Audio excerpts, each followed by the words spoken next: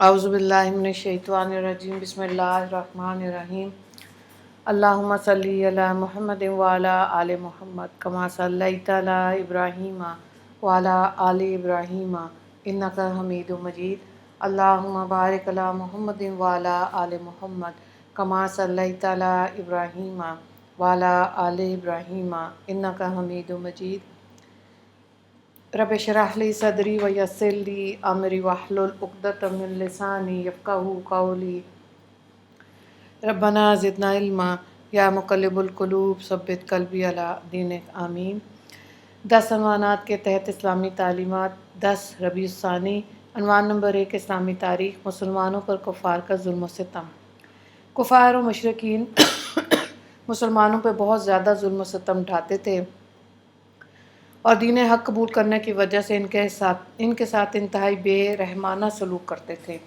چنانچہ امیہ بن خلف اپنے غلام حضرت بلال حبشی رضی اللہ تعالیٰ عنہ کو تپتی ہوئی ریت پر کبھی پیٹھ کے بل لٹا کر تو کبھی پیٹ کے بل لٹا کر بھاری پتھر رکھ دیتے اور انہیں مارتے ہوئے اسلام چھوڑنے کو کہتا، مگر اس حالت میں بھی حضرت بلال رضی اللہ تعالیٰ عنہ احد احد کہتے رہتے، یعنی ایک ہی خدا کو پکارتے۔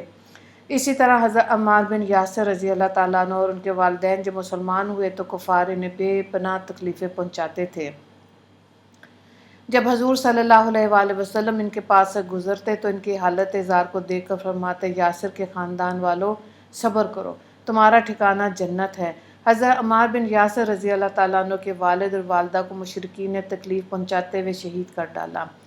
الغرض کفار نے مسلمانوں کو تکلیف پہنچانے میں کوئی کمی نہیں چھوڑی، غلاموں سے لے کے معزز لوگوں تک کو ستایا، درختوں پر لٹکایا، پیروں میں رسیاں باندھ کر گھسیٹا گیا، پیٹ اور پیٹھ پر پتھر کی تپتی سلیں بھی رکھی گئیں۔ غرض ہر طرح مسلمانوں کو ظلم و ستم کا نشانہ بنایا گیا، مگر صحابہ کرام کے قدموں کو ایمان سے نہیں ہٹا سکے۔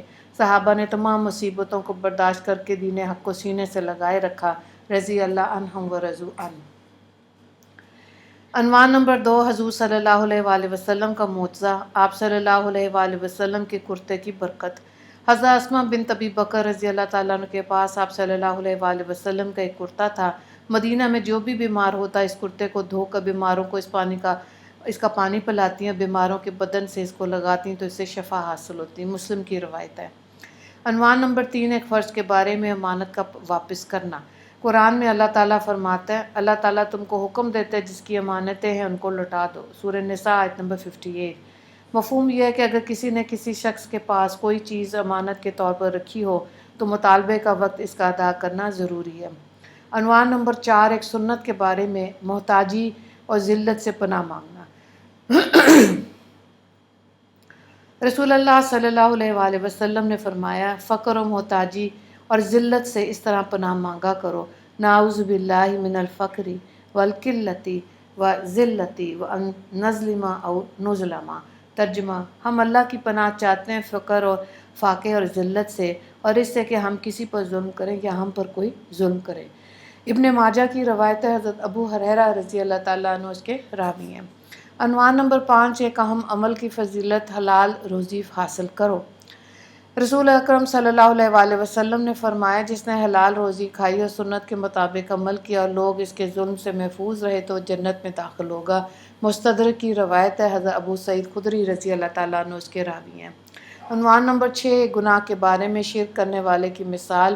قرآن میں اللہ تعالیٰ فرماتا ہے، تم صرف اللہ کی طرف متوجہ رہو، اس کے ساتھ کسی کو شریک مت ٹھہراؤ، اور جو شخص اللہ کے ساتھ شرک کرتا ہے تو اس کی مثال ایسی ہے جیسے کہ وہ آسمان سے گر پڑا ہو، پھر پرندوں نے اس کی بوٹیاں نوچ لی ہوں یا ہوا نے کسی دور دراز مقام پر لے جا کے اسے ڈال دیا ہو۔ سورہ حج آیت نمبر 31۔ عنوان نمبر 7 دنیا کے بارے میں، دنیاوی زندگی دھوکہ ہے۔ قرآن میں اللہ تعالیٰ فرماتا ہے، دنیاوی زندگی تو کچھ بھی نہیں، صرف دھوکے کا سودا ہے۔ سورہ آل عمران آیت نمبر 185۔ مفہوم یہ ہے کہ جس طرح مال کے ظاہر کو دیکھ کر خریدار پھنس جاتا ہے، اسی طرح انسان دنیا کی چمک دھمک سے دھوکہ کھا کر آخرت سے غافل ہو جاتا ہے۔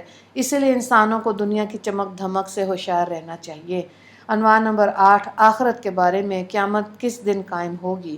رسول اللہ صلی اللہ علیہ وآلہ وسلم نے فرمایا، تمہارے دنوں میں افضل دن جمعہ کا دن ہے۔ اسی روز حضرت آدم علیہ السلام کو پیدا کیا گیا۔ اسی روز ان کا انتقال ہوا، اسی روز سور پھونکا جائے گا اور اسی دن قیامت قائم ہوگی۔ ابو داؤد کی روایت ہے اور حضرت اوس بن اوس رضی اللہ تعالیٰ عنہ اس کے راوی ہیں۔ عنوان نمبر 9، طب نبوی سے علاج، نظر بد کا علاج۔ ایک شخص کو نظر لگ گئی تو رسول اللہ صلی اللہ علیہ وآلہ وسلم نے اس کے سینے پر ہاتھ مار کر یہ دعا فرمائی: اللہم اذہب عنہ خرہا و بردا